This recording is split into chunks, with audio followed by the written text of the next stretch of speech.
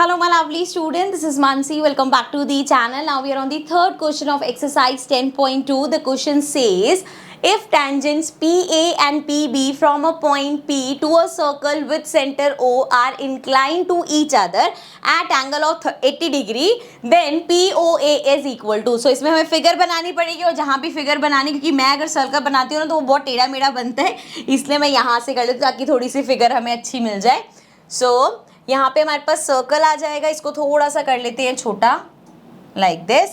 And अब देखो यहाँ पे जरा क्या हमें गिवन है, if tangent P A and P B, दो टेंजेंट्स है from a point P to a circle with centre O are inclined to each other. इसका क्या मतलब है, देखो एक पॉइंट P ले लिया, लेट्स सपोज मैंने यहाँ पे ले लिया पॉइंट P. अब इस पॉइंट P से दो टेंजेंट्स बन रही है, एक टेंजेंट हमने लेट्स सपोज ऐसे बना दी, एक टेंजेंट हमने ऐसे बना दी. ठीक है, पॉइंट ऑफ कांटेक्ट यहाँ पे आ गया इसका. आगे हमें क्या देखा है, incline to each other at angle of 80 degree. अब एंगल 80 डिग्री कौन सा है, ये वाला एंगल, ये एक दूसरे पे इंक्लाइंड है ना. सो ये पूरा एंगल हमारा 80 डिग्री का है. ठीक है, मैं यहाँ पे लिख रही हूँ 80 डिग्री का है. ठीक है, तो ये एंगल 80 डिग्री का गिवन है. Then POA is equal to, PO क्या है, सेंटर ऑफ सर्कल. सो यहाँ पे लेट्स सपोज पॉइंट O हो गया. सो POA, अच्छा A और B तो अभी हमने बनाया नहीं, PA PB है ना. सो ये हमारा मतलब A पॉइंट है, ये B पॉइंट है. अब ज्वाइन कर दो जरा OA और OB को. ठीक है, सो हमें क्या फाइंड करना है, POA.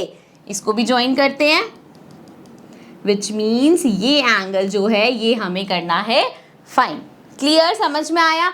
अब ये कैसे करेंगे, इसके लिए ये एंगल निकालने के लिए हम यूज करेंगे अपना कॉन्ग्रुएंसी वाला पार्ट. सो ये दो ट्रायंगल है हमारे पास, इन दो ट्रायंगल्स को पहले करते हैं कॉन्ग्रुएंट. उससे होगा क्या, बेसिकली देखो मैं आपको पहले ही समझा देता हूँ कि ऐसा लगे कि हमें कैसे पता चलेगा क्वेश्चन में क्या करना है. देखो जब आप क्वेश्चन देखते हो ना, आप इसमें देखोगे कि मैं कैसे यहाँ तक पहुंच सकती हूँ. तो क्वेश्चन में हमें ये एंगल गिवन है पूरा, मुझे ये आधा एंगल तो नहीं गिवन, क्योंकि मेरे को अगर ये एंगल निकालना है तो मैं ये ट्रायंगल देखूंगी APO. ये वाले ट्रायंगल में ये वाला एंगल मेरे पास 90 डिग्री होगा. क्यों 90 डिग्री होगा, क्योंकि हमें पता है रेडियस और टेंजेंट परपेंडिकुलर होते हैं. सिमिलरली ये भी 90 डिग्री होगा. बट अभी इसको छोड़ दो, इस ट्रायंगल में मेरे पास ये एंगल है, ये मुझे निकालना है.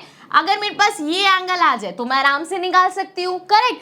अब ये कैसे आएगा, वो तभी हो पाएगा अगर ये दोनों एंगल इक्वल होंगे. तो ये 40 हो जाएगा, पूरा 80 आधा 40 हो जाएगा. ठीक है, सो यहाँ से दिमाग लगता है कि हाँ यार इनको पहले कॉन्ग्रुएंट प्रूव करते हैं एंड देन सॉल्व करते हैं. मैंने पहले आपको, अगर आपको लगता है कि मैम ने पहले इतना सारा ओरली बता के कंफ्यूज कर दिया, ये सिर्फ आपको मैं बता रही हूँ कि कैसे नेक्स्ट स्टेप करना होता है. क्योंकि पता क्या होता है, जब हम पढ़ा देते हैं समझ में आता है, जब खुद क्वेश्चन करने बैठती हूँ ना तब लगता है कि हमें कैसे पता चलेगा कॉन्ग्रुएंट प्रूफ करना. सो इसलिए मैंने बता दी कि हम आगे का ऐसे सोचते हैं कि कैसे हम यहाँ पे निकाल पाएंगे. ओके चलो, बहुत सारा बोल लिया मैंने, अब क्वेश्चन स्टार्ट करते हैं.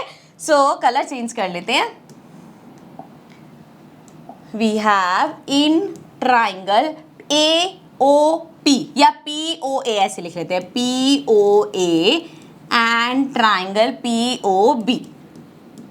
ठीक है जी, ये दो ट्रायंगल ले लिए हमने. अब देखो इसमें क्या क्या कॉमन है हमारे पास. सबसे पहले तो PO है, वो तो इक्वल ही हो गया, PO equals to PO. Reason क्यों, अच्छा इक्वल हो गए, ये भाई कॉमन है, सिंपल. सो यहाँ पे लिख देंगे ये तो आपस में कॉमन है इसलिए इक्वल हो गए. इसके अलावा ये जो हमारा OA है और OB है, ये दोनों सर्कल की रेडियस है, मतलब OA हमारा इक्वल होगा OB के, रेडियस है दोनों सर्कल की.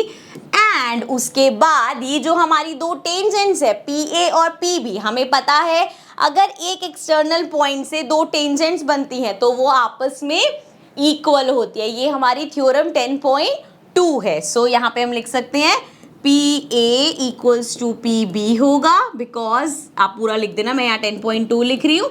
ठीक है, टेंजेंट्स जो एक्सटर्नल सेम पॉइंट से दो टेंजेंट्स बनती है वो हमेशा इक्वल होती है. सो ये तीन चीजें मिल गई, तीनों साइड्स हैं, तो हम यहाँ पे लिख सकते हैं triangle POA is congruent to triangle POB by SSS congruency. ठीक है, क्लियर यहाँ तक.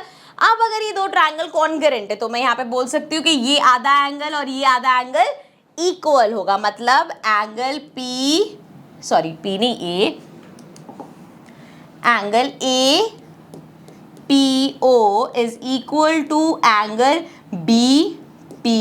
O मीन्स ये एंगल और ये एंगल इक्वल है। अब इससे हमें मिलेगा क्या, अगर ये दोनों एंगल इक्वल है, पूरा 80 है, दोनों आधा आधा डिवाइडेड है, दोनों इक्वल है, मतलब दोनों 40-40 होंगे। अब इसको लिखेंगे कैसे, इसको हम ऐसे लिख सकते हैं कि एंगल APO, क्योंकि ये एंगल चाहिए ना हमें, सो APO को मैं लिख सकती हूँ, it will be half of angle APB।